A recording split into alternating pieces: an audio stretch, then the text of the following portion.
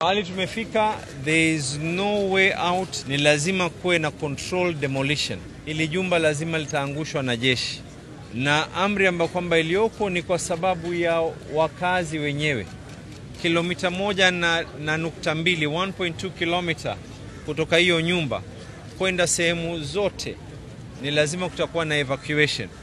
Kesho kuanzia saa 12 asubuhi mtu yoyote asikae katika nyumba yake, asiende katika msikiti ulioko karibu na sehemu hiyo, asiende katika skuli ambayo kwamba iko karibu na sehemu hiyo, madrasa, watu wasiende makazini. Kilomita 1.2 inamaanisha ni kuanzia hapa kwenda mpaka Markiti, kuanzia hapa kwenda mpaka sehemu ya Pakistani. Kile nitawaomba ni lazima tufanye mpango, watu wote will have to vacate.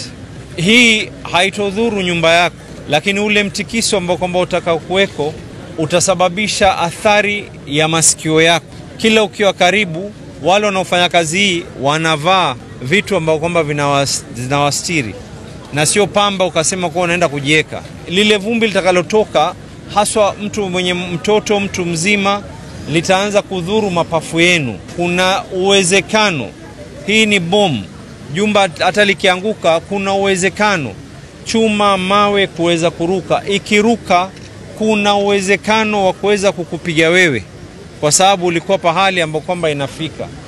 Hatutaki kupata athari zaidi.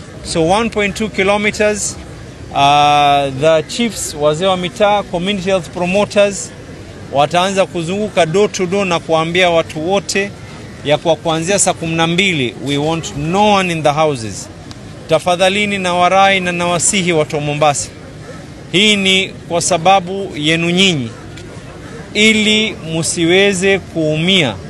Tunawasihi tena, kilomita 1.2 inamaanisha ni kutoka hapa mpaka sehemu ya Markiti. Huu mtaa wote ambao kwamba walioko hapa, watijara, mtaa wote kwenda chini, mtaa huu wa Floringi, Bondeni, hata Coast General tumetoa wagonjwa. Ukitaka kujua umuhimu wa hii, Coast General Hospital tumetoa wagonjwa.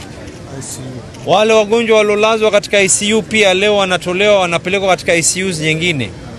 Musianze ukaidi. Ikiwa tunatoa watu mpaka wako ICU kutoka kwa vitanda vao, wewe ni nani ambaye kwamba una afya yako usitoke? Don't run towards the blast. Tatizo jingine ni watu wetu wataanza kukimbia pali kuna sauti, ndio tunajipeleka.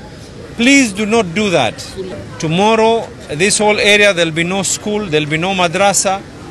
Swala panapo majaliwa, swala itakaoswaliwa iwe ni swala ya alasiri. Na hii ni kwa sababu ya watu wetu, usalama wao. Na sio lazima ukitoka uanze kubebana na mativi. Nyumba haitoumia.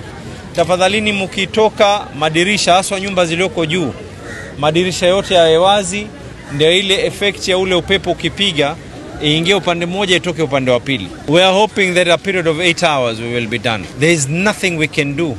Ile ambao kwamba ilikuwa ni first floor is now the ground floor. That means the whole building went down.